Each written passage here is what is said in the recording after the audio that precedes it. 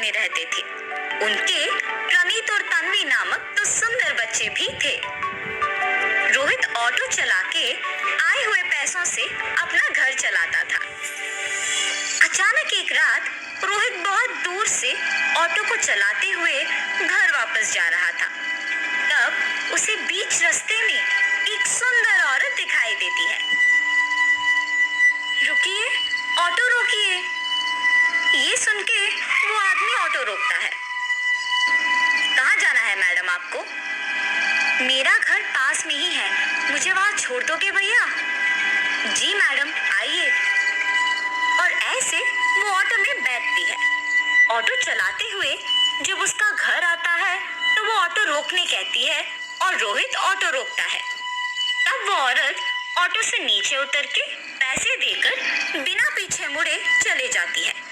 रोहित जब पैसे की गिनती करता है तो वो देखता है कि उस औरत ने उसे ज्यादा पैसे दिए। तब, मैडम, आपने ज्यादा पैसे दे दिए। ऐसे उस औरत को बुलाने के बावजूद वो मुड़ के नहीं देखती है और चलते ही रहती है।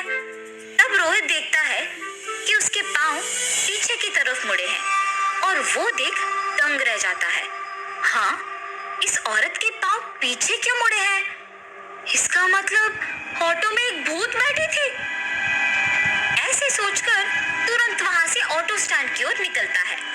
रोहित का दोस्त उसे तेजी से स्टैंड पे ऑटो चला के आना देखता है और पूछता है, अरे रोहित, क्या हुआ? तुम ऐसे क्यों हो और ऑटो को इतनी तेजी से क्यों चला रहे थे? तब रोहित उसे सब कुछ बताता है। क्या तुमने भूत को देखा? हाँ, वो दिखने में बहुत सुंदर थी और उसने बहुत गहने भी पहने थे। इतना ही नहीं, उसके पांव पीछे मुड़े हुए थे। ऐसे कांपते हुए कहता है। क्या भूत सुंदर भी थी और गहने भी पहनी थी? क्या भूत प्रेत सच में होती भी है? अंधेरे में इसने न जाने किसको देखकर क्या समझा, पर मेरा दोस्त इतना कांप क्यों रहा है? ऐसे सोचते रहता है। रोहित, डरो मत। क्या तुम्हें याद है कि तुमने उसे कहाँ छोड़ा? हाँ, याद है, वो एक घर के पास उतरी थी, लेकिन क्यों पूछ रहे हो? कुछ नहीं, तुम्हारा डर मिटाने के लिए हमें ये पता करना है कि वो क्या वाकई भूत थी। इसीलिए हम दोनों उसी जगह वापस जाएंगे। हाँ, ठीक है। कम से कम देखने के बाद तुम्हें मेरे बातों पे यकीन आएगा। ऐसे कहके वो उसके दोस्त के साथ उस घर के पास जाता है जहाँ उसने भूत को छोड़ा था। क्या यही छोड़ा था तुमने?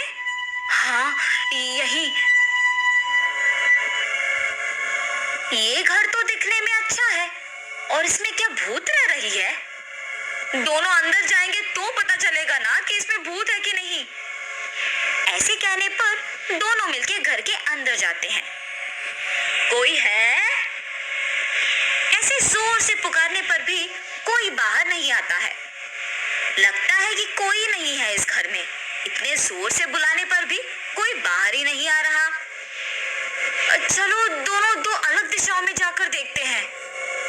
ऐसे दोनों दो अलग दिशाओं में जाते हैं। कोई है? कोई है कि नहीं? ऐसे रोहित भी ढूंढते ही रहता है। हाँ, मैं इस घर में अकेली रहती हूँ, किसी और की आवाज क्यों सुनाई दे रही है?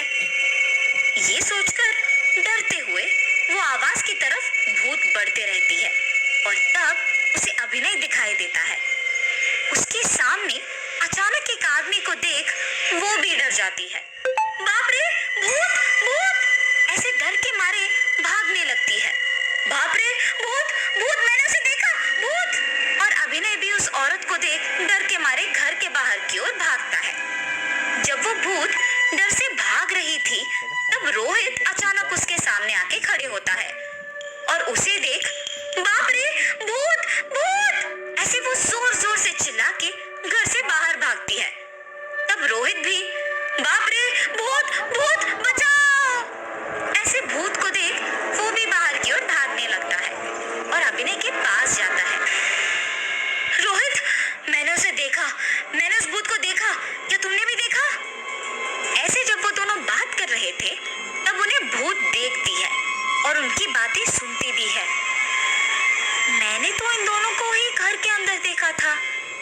भूत नहीं है क्या? ऐसे सोचते हुए उनकी बातें भी सुनने लगती है। हाँ अभिनय, मैंने भी उस भूत को देखकर डर के मारे भागते हुए यहाँ आ गया। अरे, इस आदमी के ऑटो में तो मैं घर आई थी, ये वापस क्यों आया यहाँ? तुमने तो मेरे बातों पे यकीन नहीं किया ना? अब जो तुमने उस भूत को देखा, अब मानते हो? हाँ हाँ, मानता हूँ, सच में यहाँ एक भूत है। अपने आंखों से देखकर तुम्हें यकीन आया है ना?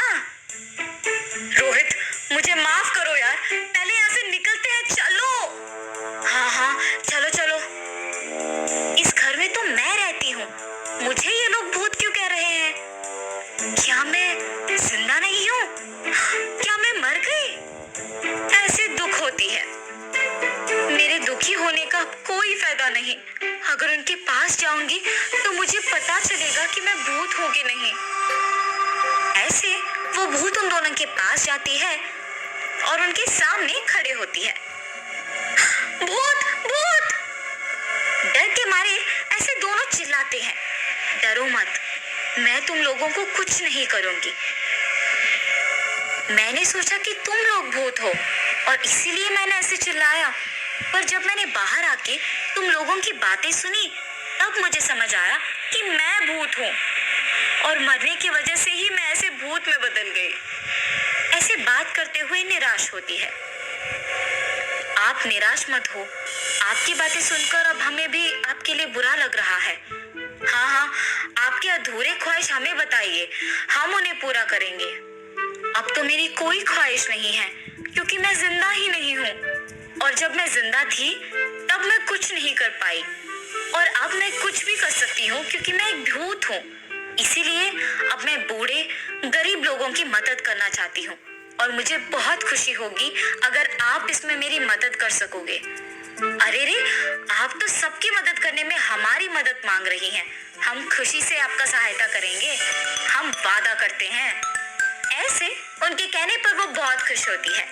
वो भूत तब उसकी शक्तियों से गरीब और बूढ़े लोगों के लिए खाना प्रकट करती है। तुम लोगों को इसे बांटना होगा। और वो दोनों दोस्त उन्हें गरीब और बूढ़े लोगों में बांटते हैं और उस भूत के पास जाते हैं। अब मुझे तसल्ली हुई।